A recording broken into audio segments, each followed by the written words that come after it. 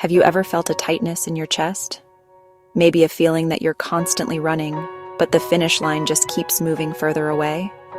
It's like this quiet hum of anxiety that follows you from the moment you wake up. You check your phone, and suddenly the day's demands just rush in. You feel this need to be more, to do more, to achieve more. It can seem like everyone else has it all figured out. Their lives look so polished on social media, and their careers seem to be soaring. And you?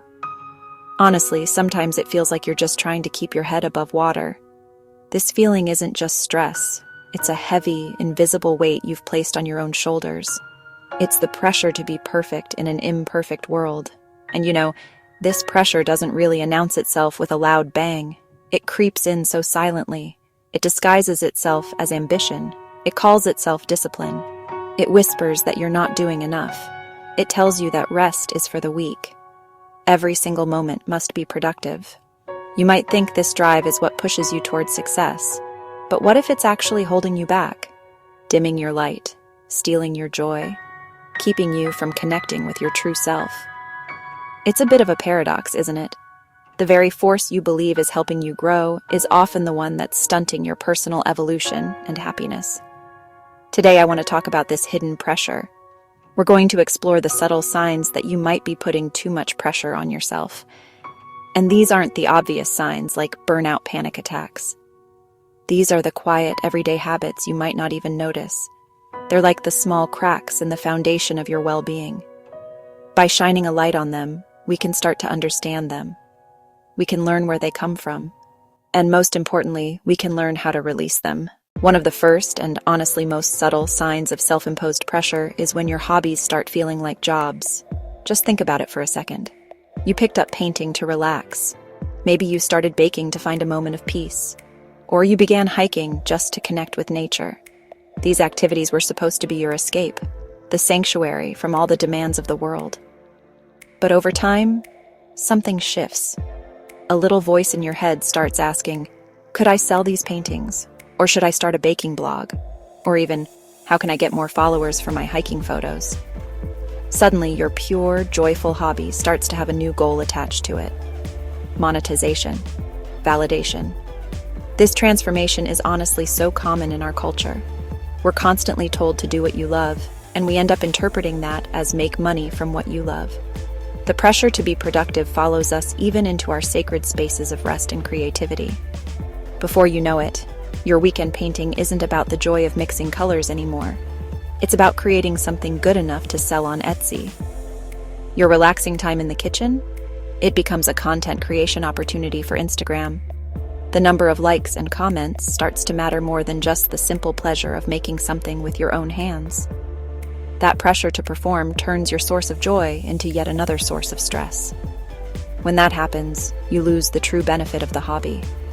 Hobbies are so essential for our mental health. They're meant to be activities we do simply for the enjoyment of them, with no end goal in mind.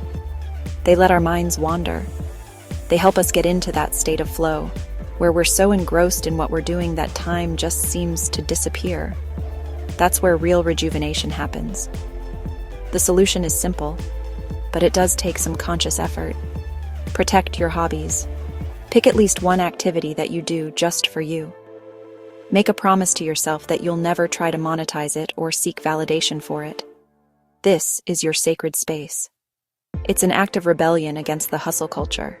It's a powerful statement that your worth isn't tied to your productivity. Allow yourself to be an amateur. Allow yourself to be beautifully imperfect. The goal is the process, not the product. We live in a world that really glorifies optimization, don't we? There are apps to track our sleep, our steps, our screen time, even our calories. We're always looking for ways to improve, to be more efficient, to get more done in less time. And sure, this mindset can be helpful in some areas of life, like work or fitness. But when it creeps into our personal time, it can become a heavy burden.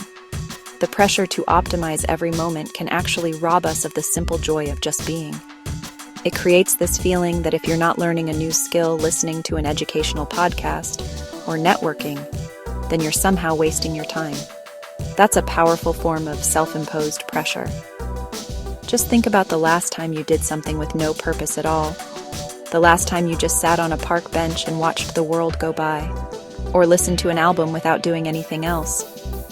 For a lot of us, those moments are pretty rare. We feel a weird sense of guilt when we're not being productive. Maybe you're watching a movie, but your mind is racing, thinking about emails you need to send or chores you need to do. You're physically present, but mentally absent. This inability to embrace unstructured time is a clear sign you're putting way too much pressure on yourself to be constantly achieving. The truth is, these moments of doing nothing are actually super valuable. They're not wasted time. They're essential for our minds to rest, recharge, and process information. It's in those quiet, unstructured moments that our best ideas often pop up. When we let our minds wander, we can connect the dots in new and creative ways. Our brains need downtime just as much as our bodies do. If we keep feeding them information and tasks without giving them time to breathe, we end up mentally exhausted and way less creative. We really need to unlearn the myth that busy means important. So, how do we reclaim the joy of doing nothing? Start small. Schedule do nothing time into your calendar. Block out 15 or 20 minutes a day where your only goal is to have no goal. I'm so sorry. Am I in your way? Sorry to bother you, you say, before asking a totally reasonable question. Sorry, my house is a bit of a mess, you announce to friends who have come over for a relaxed evening. Do any of these sound familiar? Constantly apologizing for taking up space for having needs, or just for being human, is a really subtle but powerful sign of self-imposed pressure. It often comes from a deep feeling that you're an inconvenience to others.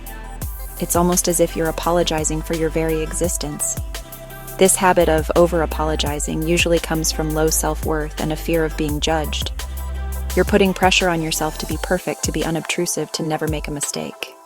And when you inevitably fall short of that impossible standard, like needing a moment of someone's time, you feel the need to apologize right away. It's a defense mechanism. You apologize first to soften any possible annoyance or criticism from the other person. You're trying to manage their perception of you by showing you're aware of your shortcoming, no matter how small it is. But honestly, this constant stream of apologies has a downside. It can make you seem less confident to others, and more importantly, it reinforces a negative self-image in your own mind. Every time you say, "I'm sorry" for something that really doesn't need an apology, you're telling your subconscious that you've done something wrong. You're training yourself to feel guilty for normal, everyday human behaviors. It chips away at your self-esteem and keeps you stuck in a state of anxiety, always worried about bothering or displeasing those around you. It's exhausting. Breaking this habit takes conscious awareness. The first step is to notice when you're doing it. In the moment you feel the urge to apologize, pause, and ask yourself, did I actually do something wrong here? Most of the time the answer is no. Instead of saying sorry, try using other phrases. Instead of sorry to bother you, try excuse me, do you have a moment? Instead of sorry for the wait, say thank you for your patience. This simple shift in language is actually really powerful. It replaces a statement of guilt with a statement of gratitude or a polite request. It helps you reclaim your space and communicate with confidence. Have you ever found yourself mentally scripting a conversation before it even happens? Maybe you're about to call the pharmacy and you spend 5 minutes rehearsing exactly what you're going to say.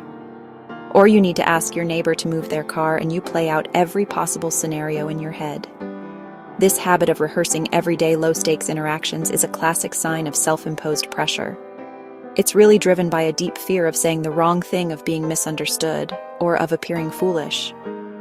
It actually turns simple daily tasks into stressful performances. This kind of mental rehearsal is a form of overthinking rooted in anxiety. You end up putting pressure on yourself to control the outcome. You believe that if you can just find the perfect words, the perfect tone, the perfect timing, you're sure everything will go smoothly. You're basically trying to eliminate awkwardness, conflict, rejection. But life is not a script. Conversations are a dance, not a monologue. They're unpredictable and fluid. By trying to control every step, you're actually setting yourself up for more anxiety, not less. When the conversation deviates from your mental script, you can feel flustered and more insecure. This habit is honestly exhausting. It consumes a tremendous amount of mental and emotional energy. Think about all the time and brain power you spend preparing for conversations that are actually quite simple. This energy could totally be used for creative pursuits, productive pursuits, restful pursuits. Instead, it's being channeled into a cycle of worry and over-preparation. The way to break free from this cycle is to practice trust. Trust in yourself that you'll be able to handle the conversation as it unfolds. Trust that you have the internal resources to respond appropriately in the moment. You don't need a perfect script, you just need to be present. Someone at work tells you, "You did an amazing job on that presentation." What's your immediate response? Do you say, "Thank you, I really appreciate that"? Or do you say something like, "Oh, it was nothing. Thanks, but I messed up the third slide. It was a team effort. I didn't do much." If you consistently deflect, downplay, or dismiss compliments, it's a clear sign you're putting immense pressure on yourself. It's a Sunday afternoon. You have no plans. Your chores are done.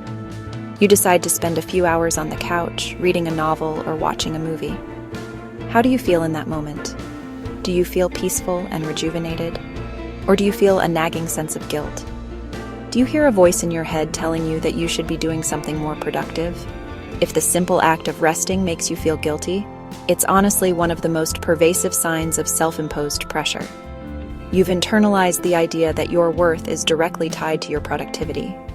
This rest guilt is a symptom of our hustle-obsessed culture. It's really crucial to reframe your understanding of rest.